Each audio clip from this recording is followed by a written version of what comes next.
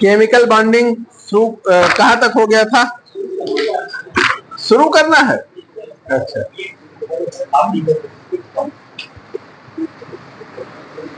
पहला सवाल, question 1, chemical bonding.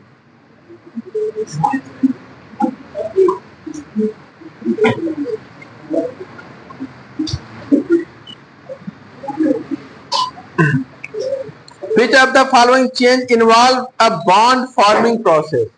Bond forming process, आबंधन किस प्रोसेस में है?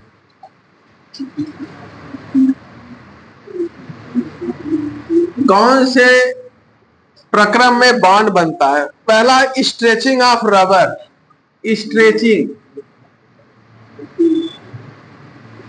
ऑफ रबर, रबर को खींचा जाए तो क्या उसमें बॉन्ड का निर्माण होता है?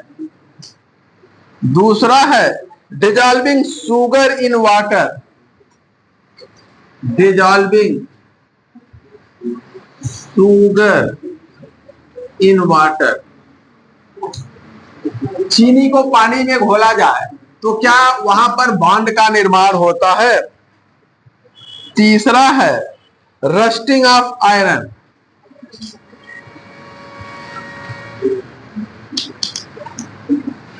और चौथा है emission of gamma rays by radioactive ion, emission of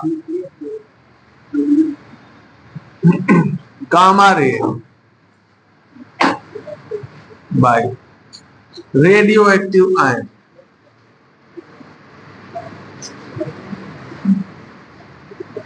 बोलिए भाई।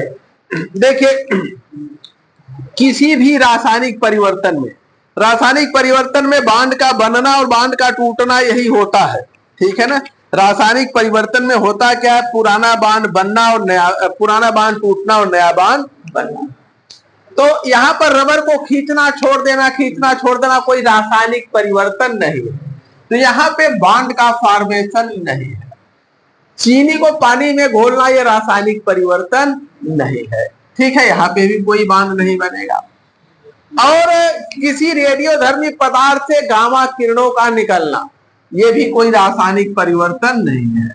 तो रस्टिंग ऑफ आयरन कैसा है?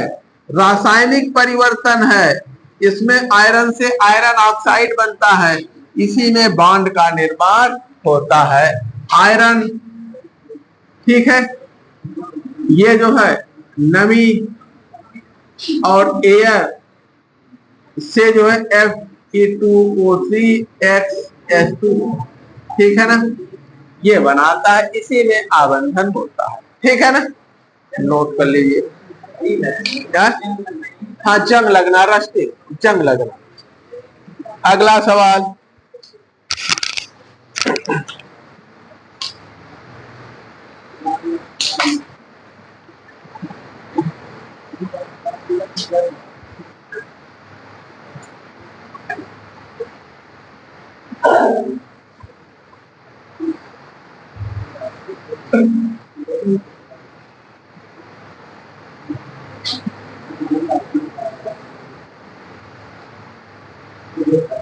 मिटा दे।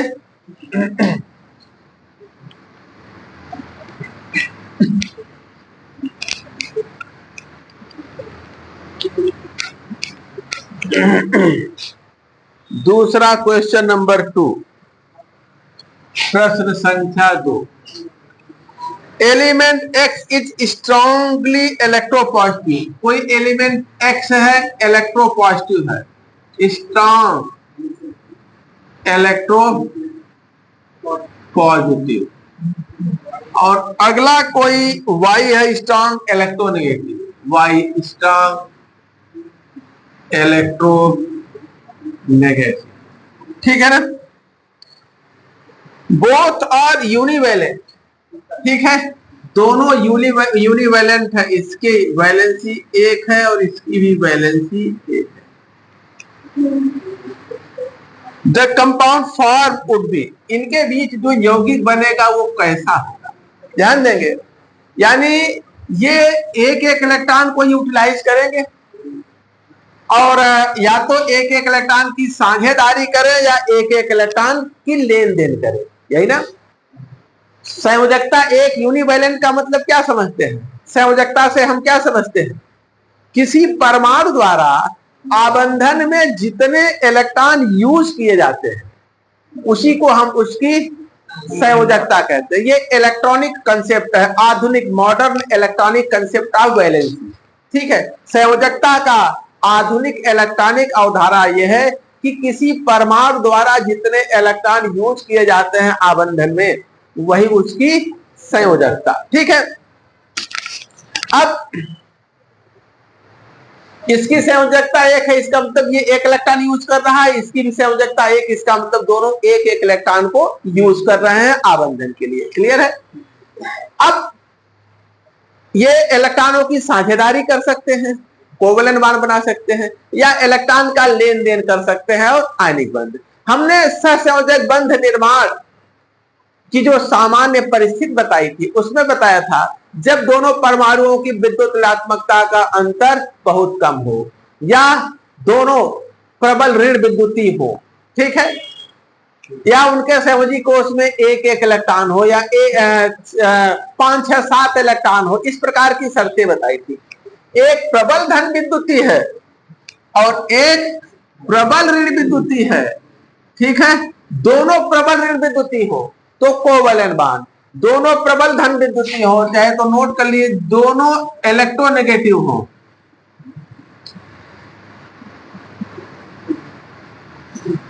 अगर ऐसा है तो कोवलेंट, ठीक है ना, दोनों प्रबल धन विद्युती हो तो मेटेलिक बॉन्ड। सामान्यतः ऐसा ही बनता है।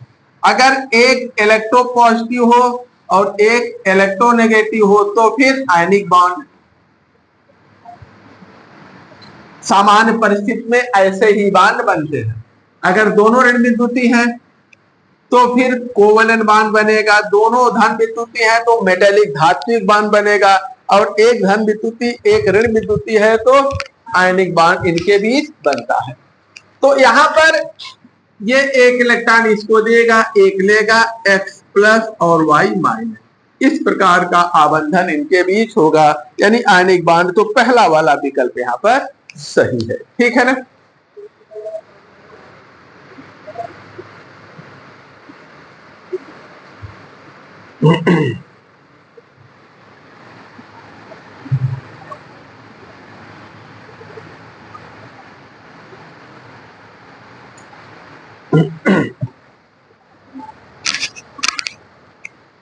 कोई दिक्कत? चले प्रश्न संख्या 3।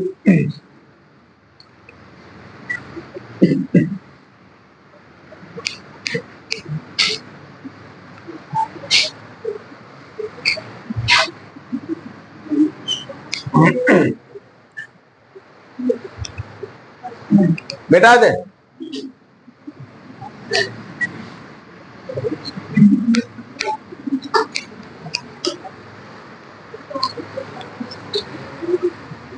Which compound is covalent? Which compound is covalent? कौन कंपाउंड कोवलेंट? पहला H2, दूसरा CaO, तीसरा KCl और चौथा Na2। ठीक है, तो यहां पर देखिए, जब दो परमाणुओं की विद्युत ऋणात्मकता का अंतर शून्य हो, विद्युत ऋणात्मकता का अंतर जो है अगर लगभग शून्य हो या बहुत कम हो, 0.5 या उससे कम हो, 0 to 0.5, तो ये नॉन पोलर कोवलेंट बॉन्ड बनते हैं। Non polar,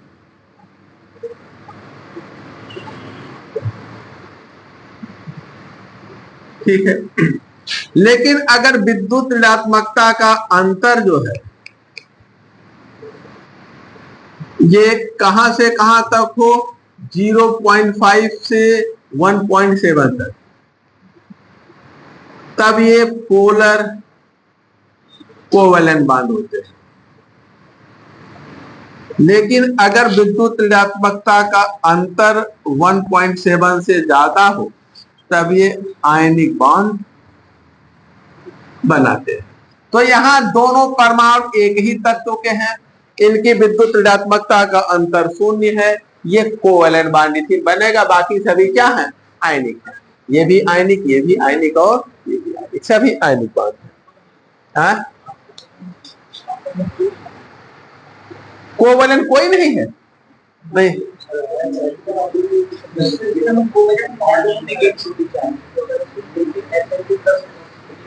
Which of the following compound is covalent? अच्छा सॉरी, एक मिनट ध्यान दीजिए, कंपाउंड पूछा है, ये क्या है, एलिमेंट, ठीक है ना, और ये सभी क्या है, कंपाउंड। तो अगर इस तरह से देखें तो कोई नहीं, ठीक है ना, ये कोवैलेंट है मॉलिक्यूल, लेकिन ये एलिमेंट है, और ये सभी आयनिक है और सभी क्या है, कंपाउंड। इन्होंने क्या पूछा है, कंपाउंड, ठीक है ना, तो कोई नहीं होगा, बेटा दें, नोट कर लीजिए। जब किसी अणु में एक ही तत्व के सभी परमाणु होते हैं तो क्या कहलाता है, तत्व का अणु, और जब अलग अलग तत्वों के हो तो यौगिक का अणु। इन्होंने यौगिक पूछा है? यौगिक कह दिए तो कोई विकल्प उसमें दिए क्या है, विकल्प उत्तर में नन वाला विकल्प दिया है, कोई बात नहीं।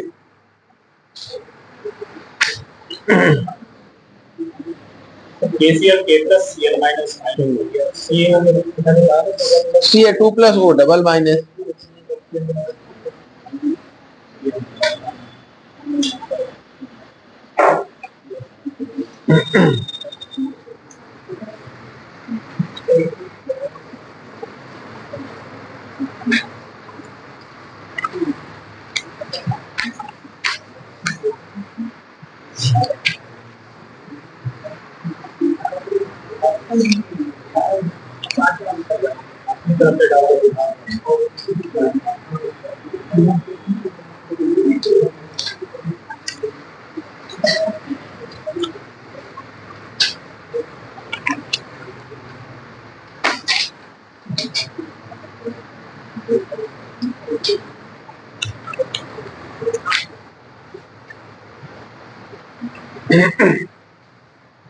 देखिए अगला जो सवाल है, ये सवाल आपके टीजीटी के एग्जाम में 2 बार पूछा गया है और दोनों बार 2 उत्तर दिए गए हैं। आप क्वेश्चन पेपर में देखेंगे। अब उसी सवाल पे हम हैं, पढ़ाते समय भी इस पे मैंने चर्चा किया था और मेरे हिसाब से क्या सही होगा वो भी मैंने लिखाया था। आइए उसी तरह का सवाल है, सेम सवाल है, वही देखते हैं।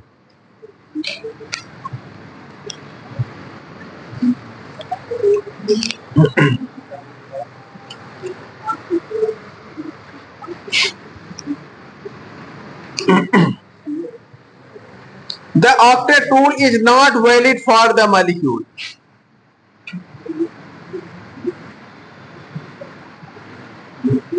Is not valid for the molecule. किसके लिए मान्य नहीं है, सत्य नहीं है, ठीक है। पहला देखिए CO2, दूसरा देखिए H2O, तीसरा O2 और चौथा जो है CO। देखिए एक तो हमने लिखाया है कि ऑक्टेट रूल उन अणुओं पर अप्लाई नहीं होता जिनके पास ऑड नंबर ऑफ इलेक्ट्रॉन, ठीक है ना। एक पॉइंट लिखाया है octet rule does not apply to molecules containing odd number of electron.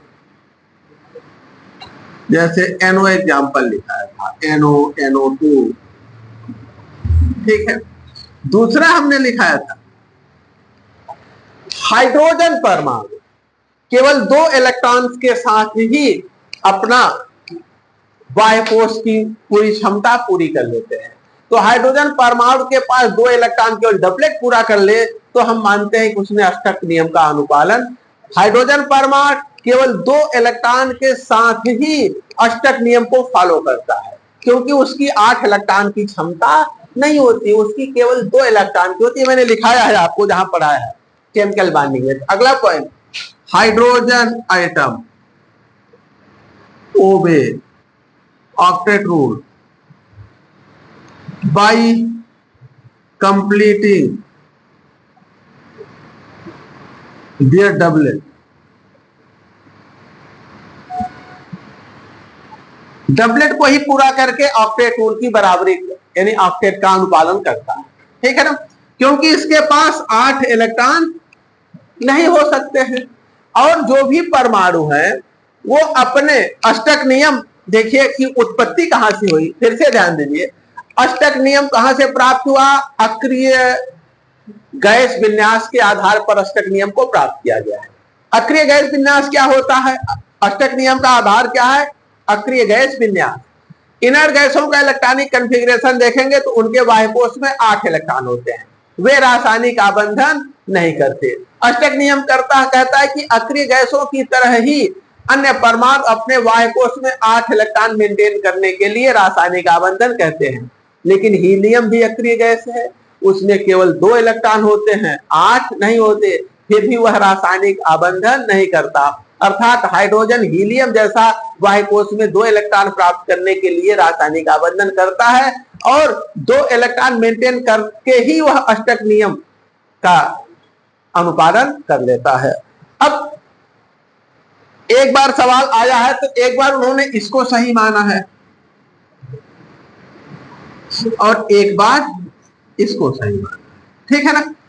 तो यहां पर अष्टक नियम के अनुपालन की और वायलेशन की कोई बात ही नहीं है। अगर हम कार्बन मोनोऑक्साइड में देखें, एक ये इसका और दूसरी इसकी अनुनादी संरचना जो बनती है। अब देखिए, ये मोर इलेक्ट्रोनेगेटिव लेस इलेक्ट्रोनेगेटिव को इलेक्ट्रॉन पेयर का कॉन्जुगेशन कर रहा है, अर्थात ये स्ट्रक्चर बहुत ही अनस्टेबल होगा, इसके पाए जाने की संभावना बहुत कम होगी, ठीक है ना। ये इसमें बदले ऐसा नहीं, ये ज्यादातर इसी रूप में पाया जाता है। इसके पास 6 इलेक्ट्रॉन है, इसके पास 8 इलेक्ट्रॉन, यहाँ इसके पास भी 8 इलेक्ट्रॉन, इसके पास भी 8 इलेक्ट्रॉन, ठीक है ना। तो इसका जो मुख्य मेजर कंट्रीब्यूटिंग स्ट्रक्चर है उसमें कार्बन का ऑक्टेट पूरा नहीं है, अर्थात अष्टक नियम का यह पालन नहीं कर रहा है। और यह अष्टक नियम का पालन कैसे करेगा, इसकी तो मजबूरी है। तो एक बार उन्होंने इसको सही विकल्प कर दिया, एक बार इसको, 2 परीक्षाओं में 2 बार पूछा गया है, लेकिन मेरे हिसाब से यही होना चाहिए। इस बुकलेट में भी इसी को सही दिया है, ठीक है ना। ये जो क्वेश्चन पेपर है, हाँ H2O दिया, लेकिन मेरे हिसाब से इसको करिए। हाँ हाँ हाँ, इसको दिए हैं, लेकिन मेरे हिसाब से ये सही विकल्प होना चाहिए। अब ये मेरा अपना मानना है, आयोग बोर्ड क्या मानता है, क्योंकि 2 बार में 2 चीजें मानी है। इसको मानता है कि इसको ये डाउटफुल सवालों से देना नहीं चाहिए, इससे बचना चाहिए, ठीक है ना। चलिए, अब हमने स्थिति स्पष्ट कर दी है, आगे आते हैं।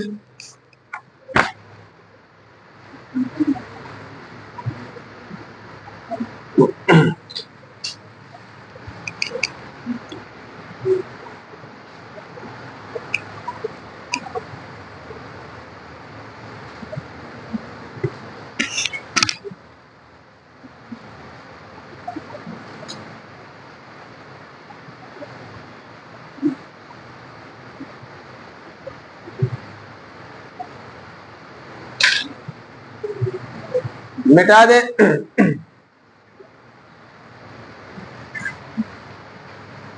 मिटा देना। अब देखिए किसमें आयनिक और कोवलेंट दोनों बात है।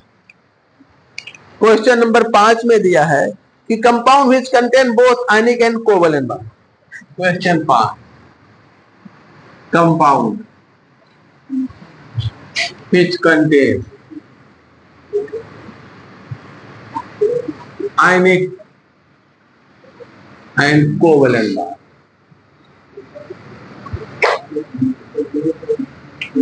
किस यौगिक में आयनिक और कोवलेंट दोनों बांड है? संयोग से जो विकल्प दिया सभी यौगिक है, कोई तत्व नहीं है, अर्थात हमें सभी पर चर्चा करना है। पहला दे रखे हैं क्या, मेथेन ना, इसमें केवल कोवलेंट बांड है, ठीक है। कार्बन और हाइड्रोजन की विद्युत ऋणात्मकता का अंतर बहुत कम होता है, 10.4 का होता है, 0.5 से कम। अगला है H2, हाइड्रोजन ये तो कंपाउंड नहीं है, लेकिन फिर भी इसमें कोवेलेंट बॉन्ड ही होता है, ठीक है, यौगिक नहीं बल्कि ये तत्व का अणु है। अगला दे रखे हैं KCN, तीसरा KCN, ठीक है। कार्बन और नाइट्रोजन की विद्युत ऋणात्मकता का अंतर बहुत ज्यादा नहीं होता, लगभग 1 होता है, ठीक है। इसका 3.5 है, नहीं 3.2 है और इसका 2.5, तो 1 से भी कम है। ये कैसा बांड बनाते हैं, कोवलेंट, लेकिन इसकी विद्युत ऋणात्मकता का अंतर बहुत ज्यादा है, ये जो है आयनिक बांड बनाते हैं। तो इसी में कोवलेंट और आयनिक दोनों है,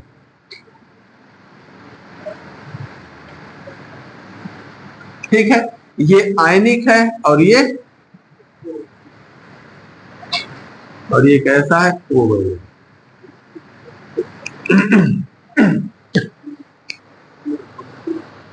KCl चौथा विकल्प दिया है, KCl, इसमें केवल आयनिक बांड, ठीक है, केवल आयनिक।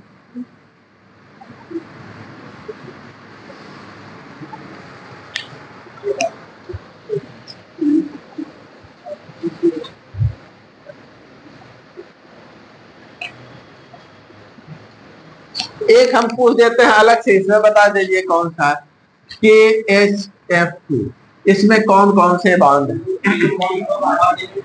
कौन कौन सा,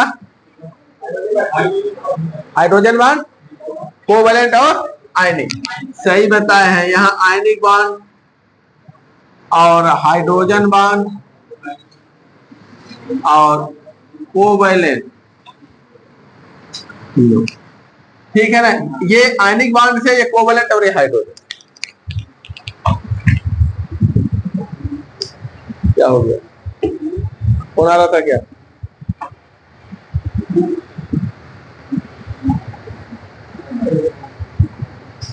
आवाज तो नहीं गड़बड़ है भाई, ठीक है ना। इसमें आयनिक, कोवलेंट, हाइड्रोजन तीनों बॉन्ड होता है, ध्यान रखिएगा। अगला मिटा दे,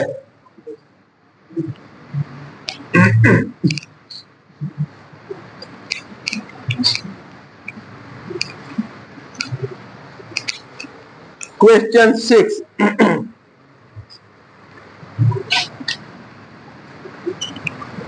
इसमें कितने प्रकार के बॉन्ड है, CuSO4 5H2,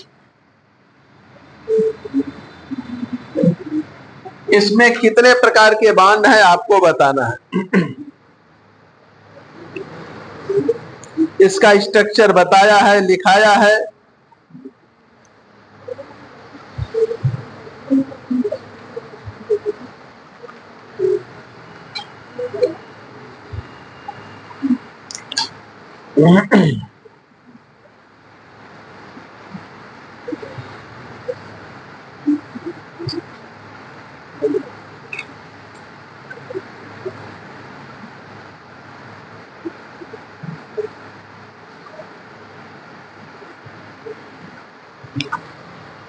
मेरा इसमें भी कुछ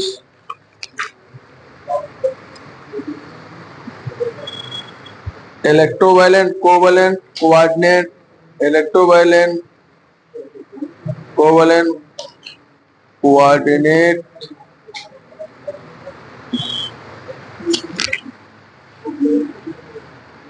देखिए इसका स्ट्रक्चर क्या होता है, स्ट्रक्चर देखिए, फिर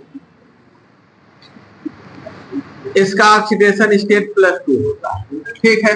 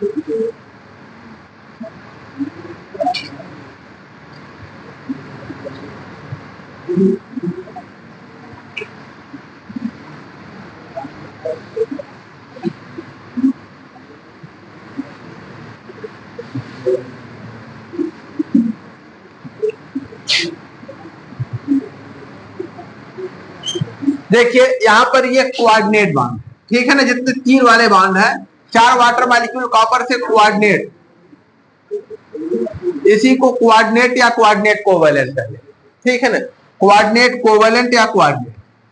और ये जो बांड है ऑक्सीजन हाइड्रोजन के बीच, ये सभी क्या है, कोवेलेंट। और ये ऑक्सीजन अपने लोन पेयर से इन हाइड्रोजनों से, एक ऑक्सीजन मॉलिक्यूल अपने लोन पेयर से इन हाइड्रोजनों से किससे जुड़ता है, हाइड्रोजन बांड। 5 वाटर मॉलिक्यूल है, 4 अलग तरीके से, एक अलग तरीके से, और ये आपस में कैसे जुड़ते हैं, इस पूरे से सल्फेट आयनिक बांड। विकल्प में को हाइड्रोजन बांड का वो नहीं दिया है, कोई बात नहीं। कोवेलेंट, कोऑर्डिनेट और आयनिक।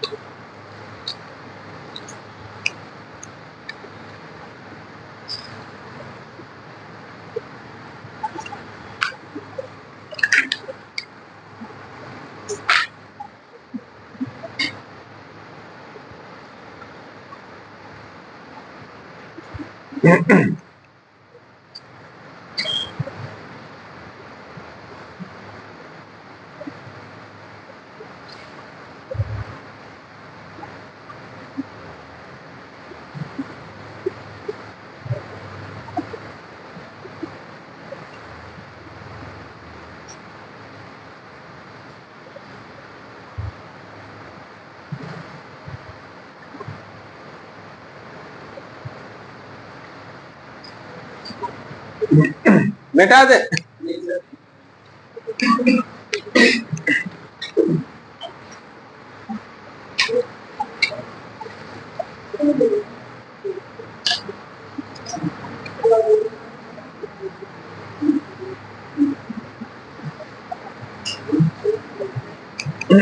अरे फोटो खींच लीजिए ध्यान से,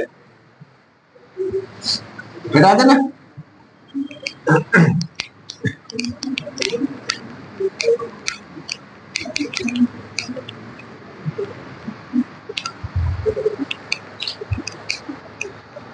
देखिए total number of electron that take part in forming bond in N2। Nitrogen में कितने इलेक्ट्रॉन बॉन्ड फॉर्मेशन में भाग ले रहे हैं, N2 में electron involve in bond formation.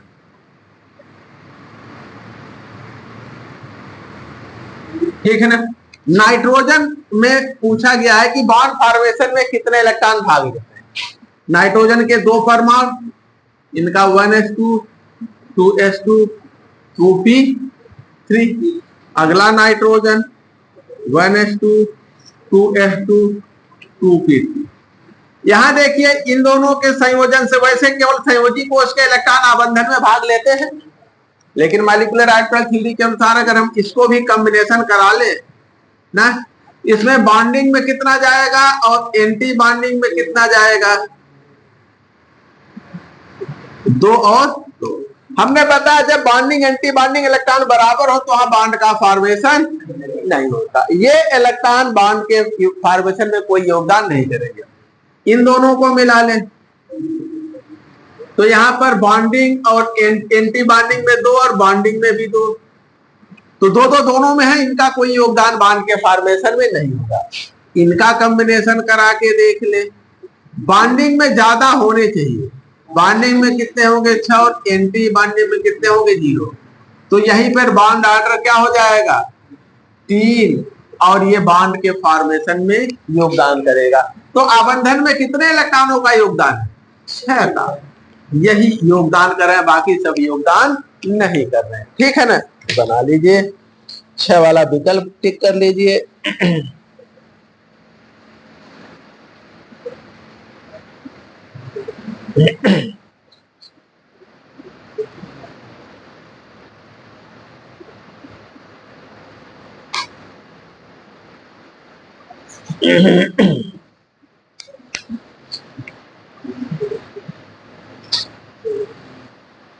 आज एक छात्र पुराने आए और कहे सर आप प्रचार नहीं कराते, सबका बहुत प्रचार आता है। हम तो यार क्या चाहते हैं, नौकरी वोकरी हमारी खत्म करा जेल में भिजवाना चाहते हैं, 4-6 साल और रुके रहिए, 7-8 साल के 8 साल के बाद तो प्रचार कराएंगे, रिटायर हो जाएंगे।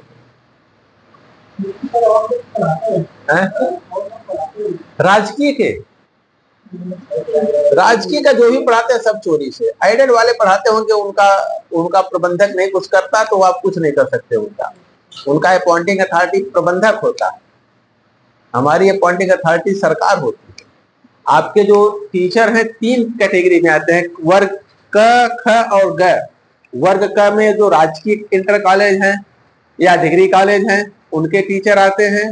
उन विद्यालय को सरकार बनाता है और उनकी भर्ती सरकार करती है, और वो पूर्णतया गवर्नमेंट बॉडी होते हैं। हम लोग इलेक्शन नहीं लड़ सकते, आप चुनाव नहीं लड़ सकते। एडेड वाला चुनाव भी लड़ता है, नेतागिरी भी करता है, आप चुनाव नहीं लड़ सकते।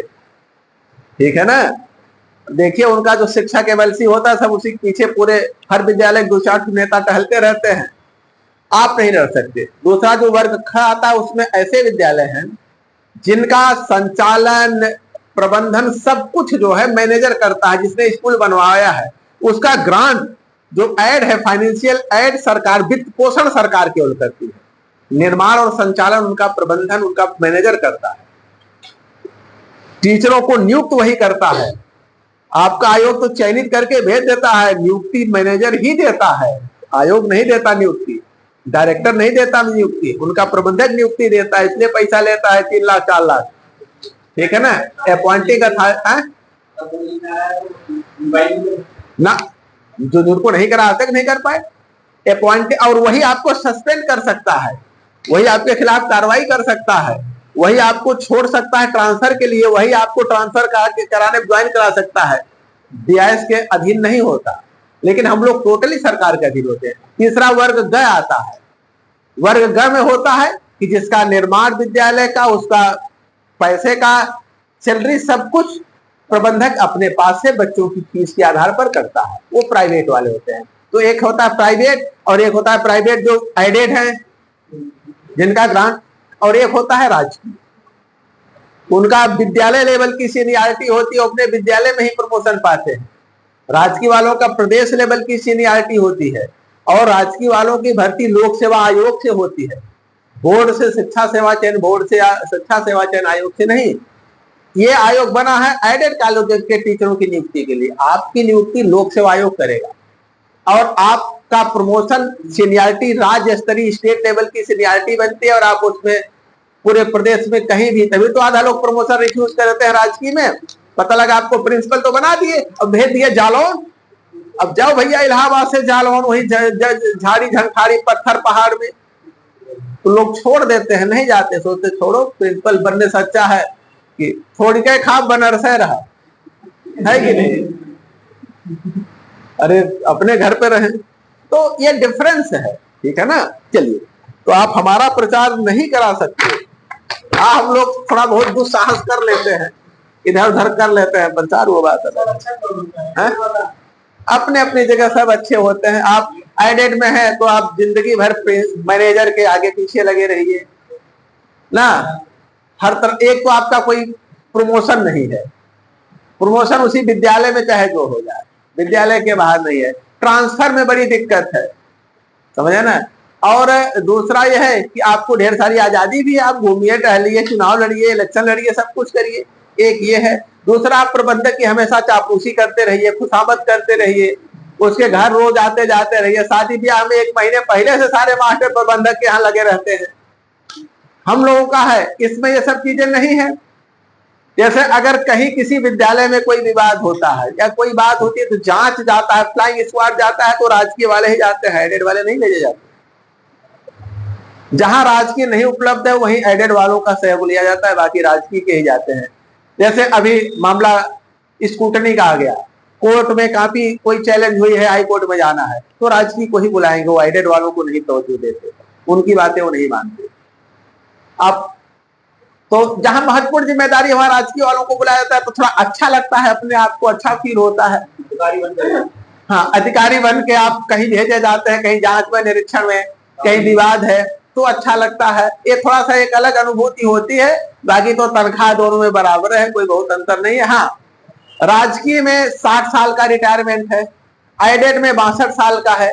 लेकिन जब आप रिटायर होंगे तो 18 महीने की ग्रेचुटी राजकीय में एक मुश्त, 18 महीने का एक मुश्त तनख्वाह देकर रिटायर किया जाता है। या तो आप 1.5 साल की तनख्वाह इसमें मिलती है, उसमें दोनों विकल्प है, या तो 2 साल नौकरी कर लीजिए या 1.5 साल की तनख्वाह उसमें, और इसमें केवल आपको 1.5 साल की तनख्वाह देकर रिटायर कर दिया जाएगा, 2 साल नौकरी नहीं। क्योंकि इसमें अगर 2 साल बढ़ाएंगे तो पूरे राजकीय सिस्टम का बढ़ाना पड़ेगा, कलेक्टर से लेकर चपरासी तक का, इसलिए नहीं बढ़ा पा रहे हैं। आप हाँ, प्रमोट होके जहां तक जा सकते हैं जा सकते हैं। सैलरी का अंतर नहीं है, सैलरी का कोई अंतर नहीं है। बेटा दे तो सबके अपने अपने पक्ष विपक्ष दोनों है। हाँ हाँ,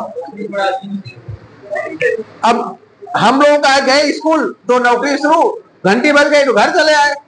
लेकिन 12 बजे रात में ही बुलाया जाता है कि ट्रक लेके पेपर आया है बोर्ड का, आ जाइए उतरवाना है, तो 12 बजे रात में जाइए। 11 बजे आदेश आता है कि फला सेंटर पर सचिव छापा पड़े थे, वहां तो है अनियमितता, रात में पेपर खोल दिया गया था या नकल की कुछ संकेत मिले हैं, वहां के सारे सेंटर के लोगों को हटा दिया गया, आपको वहां सुबह जाके परीक्षा करानी है, पर आते हैं भागी। तो कहीं कहीं इमरजेंसी ड्यूटी भी आपको मिलती है, 12 बजे भी आप बुलाए जाते हैं। चलिए आगे देखते हैं।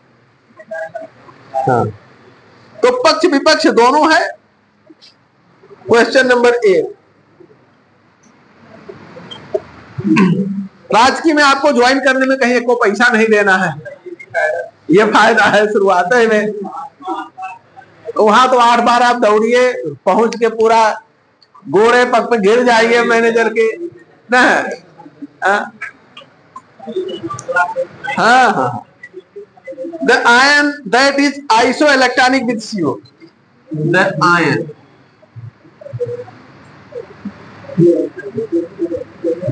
isoelectronic,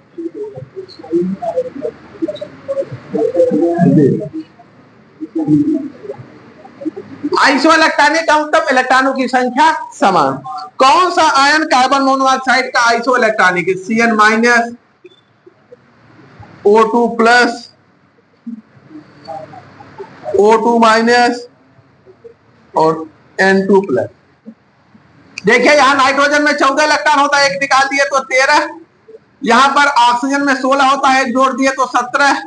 यहां पर 16 में से एक निकाल दिए तो 15, और यहाँ 6, इसमें 6 होता है, इसमें 7, 7 6 13 और 1 14। कार्बन मोनोऑक्साइड में 6 और 8 14। तो यही कार्बन मोनोऑक्साइड का आइसो इलेक्ट्रॉनिक है। आइसो इलेक्ट्रॉनिक का मतलब इलेक्ट्रॉनों की समान संख्या।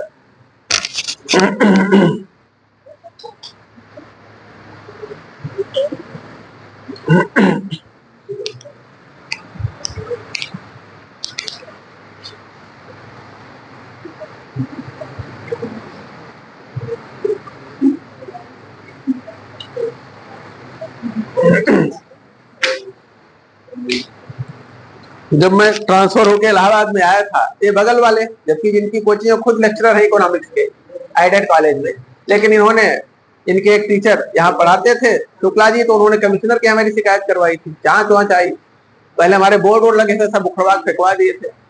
तो लेकिन वो खुद इंटर कॉलेज में लेक्चरर है, पढ़ा रहे हैं। आपकी शिकायत की जा सकती है, आप राजकीय सेवा में कैसे ये कर रहे हैं, उनका क्या करेंगे? अधिकारी शिक्षक नहीं है ना, वो टीचर नहीं है, वो पढ़ा सकते हैं। लेकिन हम लोगों में है कि आपका जो सर्विस रूल है उसमें पहला पॉइंट यही है कि आप कहीं पे भी प्राइवेट शिक्षण कार्य, कोचिंग, ट्यूशन या किसी भी शिक्षण संस्थान में आप शिक्षण सेवा नहीं दे सकते। ये पहला पॉइंट आपका यही। हमारे यहाँ हर साल जुलाई में हलफनामा दिया जाता है कि हम नहीं पढ़ाते कहीं, हर साल बनवास देते हैं, जुलाई की चल रही है, हर साल देते हैं। इधर 1-2 साल से नहीं मांगा जा रहा है, पहले हर साल मांगा जाता था। देखिए निकिल में Ni2+ में अनपेड इलेक्ट्रॉन,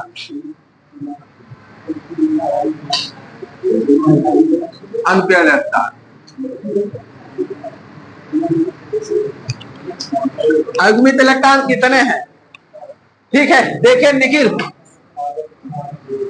28 होता है, atomic number 1s2 2s2 2p6 3s2 3p6 3d8 4s2 हो गया। 2 4 10 18 20 और 8 28। Ni2+ में क्या हो जाएगा? यही दोनों निकल जाएंगे, तो आपके पास 3d8 बचेगा। अंदर वाले सभी पेयर्ड होते हैं, ध्यान देंगे, अंदर वाले सभी इसके अंदर वाले पेयर्ड होते हैं। यहाँ हमें अनपेयर्ड कितने हैं ये देखने की जरूरत नहीं, केवल इसी में देखना है। तो 3D में कितने कक्षक होते हैं? डी ऊपर से 5, 8 इलेक्ट्रॉन, 1 2 3 4 5 6 7 8, ये दोनों क्या हो गए? अनपेयर्ड। 2 इलेक्ट्रॉन अनपेयर्ड है, ठीक है ना। अगला क्वेश्चन नंबर 10।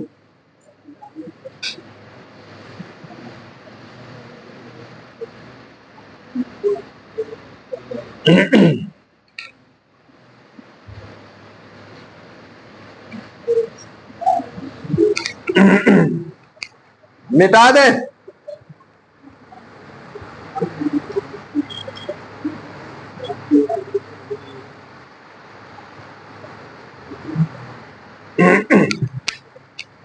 मिटा देना।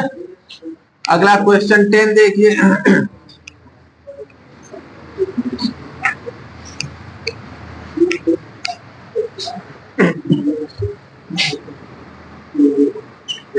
क्वेश्चन 10 देखिए क्या है। On hybridisation of 1n and 1p, एक s और एक p ऑर्बिटल जब हाइब्रिडाइज होते हैं तो हाइब्रिडाइजेशन sp होता है और 2 ऑर्बिटल बनते हैं एक दूसरे से 180 डिग्री पर, ठीक है ना। लीनियर ज्योमेट्री होती है 180 डिग्री। ऑर्बिटल ज्योमेट्री क्या होता है? लीनियर, रेखीय, ठीक है। अब देखिए क्या पूछा है इसमें, विकल्प में क्या दिए हैं। अच्छा, ये इन्हीं ऑर्बिटलों का एंगल और ये सब पूछे हैं, तो 180 पर 2 ऑर्बिटल एट 180। एक ये sp हाइब्रिड ऑर्बिटल है, एक ये sp है, और इनके बीच का जो एंगल है 180 डिग्री है, ठीक है। अगला question 11। Among the following the molecule that is linear, linear molecule, देखिए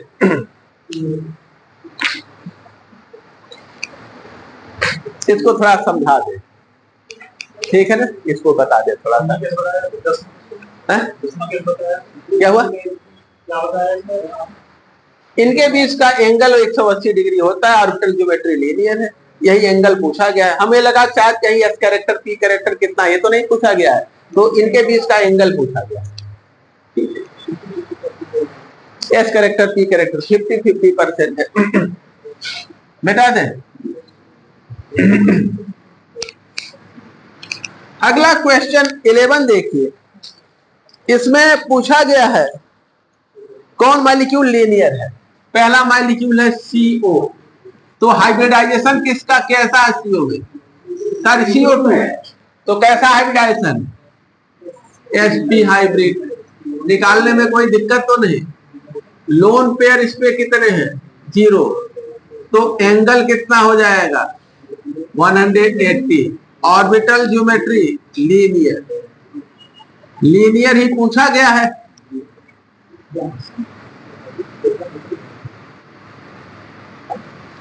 अब अगर किसी मॉलिक्यूल में लोन पेयर नहीं है ना, तो यहां पर ऑर्बिटल ज्योमेट्री मॉलिक्यूलर ज्योमेट्री दोनों सेम होता है। ऑर्बिटल ज्योमेट्री देखिए, ये sp हाइब्रिड ऑर्बिटल है, sp और ये sp लीनियर है, दोनों के बीच का एंगल 180 डिग्री। ये ऑर्बिटल ज्योमेट्री है और ये मॉलिक्यूलर ज्योमेट्री है। तो मॉलिक्यूलर ज्योमेट्री ऑर्बिटल ज्योमेट्री दोनों सेम कब होता है, जब लोन पेयर क्या हो, 0। अगर किसी मॉलिक्यूल में लोन पेयर नहीं है तो उसका ऑर्बिटल और मॉलिक्यूलर ज्योमेट्री सेम होता है। लेकिन यदि लोन पेयर आ गया तब ऑर्बिटल ज्योमेट्री मॉलिक्यूलर ज्योमेट्री दोनों अलग अलग हो सकते हैं, ठीक है ना, अलग अलग होते ही हैं, हो सकते क्या। अगला एग्जांपल देखिए, उनमें क्लियर हो जाएगा। अगला कौन सा है, NO2।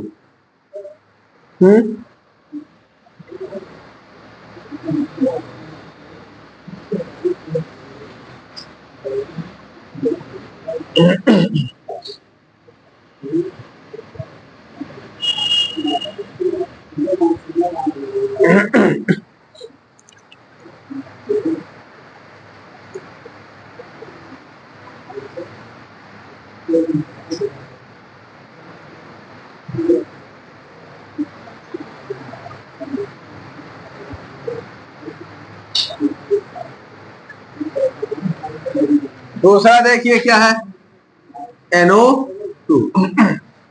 मिटा दे, पहला ऊपर वाला मिटा दे।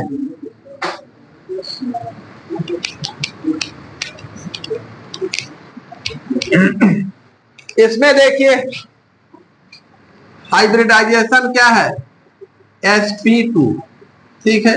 लोन पेयर क्या है, A। Orbital geometry trigonal planar, orbital geometry trigonal planar है। नाइट्रोजन पे 3 कक्षक है, ठीक है। और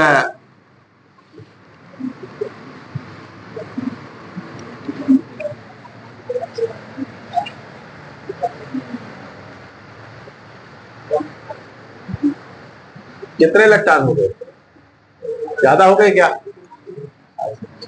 नाइट्रोजन में कुल 5 इलेक्ट्रॉन होते हैं, ठीक है। और एक अभी अनपेयर्ड इलेक्ट्रॉन, एक जो है लोन पेयर इस पे होता है और एक प्योर p ऑर्बिटल होता है। तो अगर हम इसको देखें तो ट्राइगोनल प्लेनर है, ठीक है ना, एक अनहाइब्रिड होता है ऑर्बिटल। और ये जो है कोवलेंट बॉन्ड और कोऑर्डिनेट दोनों हो सकता है, ठीक है। तो 3 इलेक्ट्रॉनों को यूज किया यहां बॉन्ड फॉर्मेशन में और एक लोन पेयर बचा है। अगर इसको कोऑर्डिनेट कर देंगे, इसका दूसरा जो रूप है, तो यहां एक इलेक्ट्रॉन फिर बचता है, ठीक है ना। और मॉलिक्यूलर ज्योमेट्री क्या है, बेंट वी के आकार का,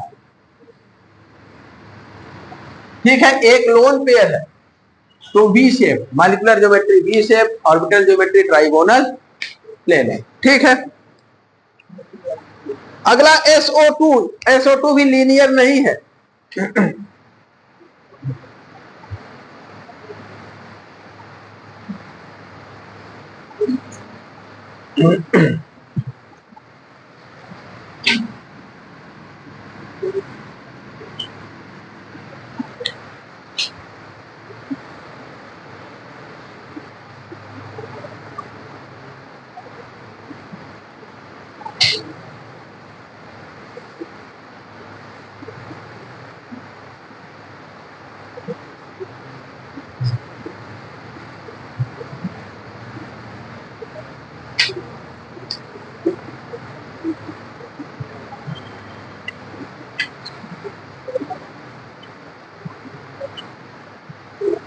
मिटा दे।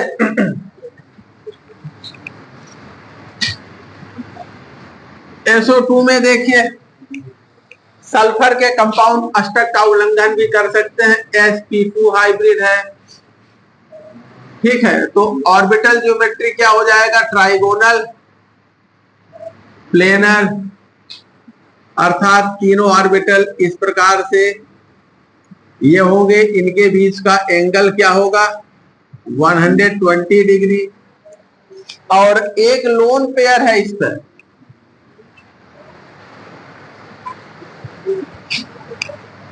लोन पेयर एक है, तो जो मॉलिक्यूल का शेप होगा वो बेंट वी के आकार का होगा। मॉलिक्यूलर ज्योमेट्री क्या है, we shape. Molecular geometry V shape, या मॉलिक्यूल का शेप वी के आकार का है। ठीक है, अगला क्या है, ClO2। इसमें भी क्लोरीन के लोन पेयर होते हैं और ये भी मुड़ा हुआ वी के आकार का होता है। छोड़ देते हैं, बहुत बता दिए। चौथा जो है ClO2, ये भी वी शेप। ठीक है, तो केवल लीनियर कौन सा है, कार्बन डाइऑक्साइड लीनियर है।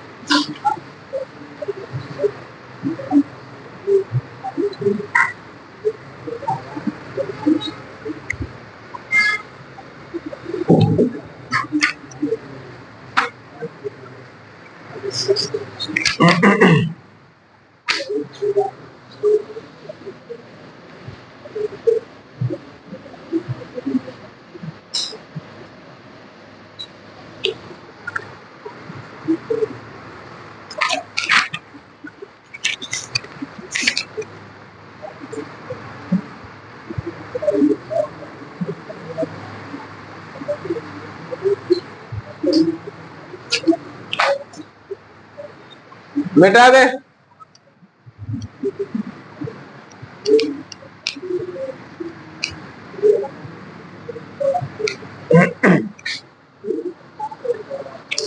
CO2 is isostructural with question 12। CO2 is isostructural with, किसका ये आइसोस्ट्रक्चरल, ठीक है ना। तो इसमें देखिए कार्बन डाइऑक्साइड sp हाइब्रिड है और लीनियर, इसी तरह का किसकी संरचना है। यहां देखिए अगर हम मरकरी को देखें Hg2 HgCl2, इसमें मरकरी में क्या होता है 5d 10 और 6s2 6p में 0 इलेक्ट्रॉन, ठीक है ना, मरकरी में होता है। और एक्साइटेड स्टेट में एक इलेक्ट्रॉन यहां चला जाता है, डी वाला इनर्ट है, ये भाग नहीं लेता, भरा है, तो 6s में 1 6p में एक इलेक्ट्रॉन। अब 6 में px py pz होगा, तो z वाला यहाँ हाइब्रिडाइज होता है, इसका हाइब्रिडाइजेशन क्या हो गया sp, ठीक है, और ये लीनियर। और ये शेप को परिवर्तित नहीं करेगा क्योंकि जो 3d10 होते हैं वो स्फेरिकल सिमेट्री उनकी होती है, तो ये भी sp हाइब्रिड और लीनियर है। लेकिन यहाँ डाउटफुल जो विकल्प है देखिए SnCl2, ये sp2 होता है, लोन पेयर एक होता है, ये बेंट होता है, इसमें डाउट का कोई मतलब नहीं है।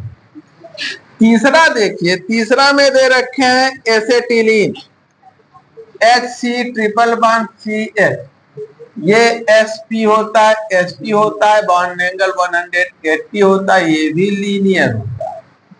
अब इसमें और इसमें देखिए एक कंफ्यूजन की स्थिति आ जाती है, लेकिन यहां पर सेंट्रल एटम कितने हैं? 2 है, और हाइड्रोजन यहाँ पे 1 है, यहाँ पे भी 1 है, तो यहाँ परमाणुओं की संख्या 3 है, यहाँ परमाणुओं संख्या 3 है, यहाँ परमाणुओं की संख्या 4 है। इस आधार पर हम किसको विकल्प लेते हैं? HgCl2 को। और अगला NO2, ये तो बेंट है। चौथा क्या है? NO2, ये बेंट है, ठीक है, इसकी संरचना लीनियर नहीं होती।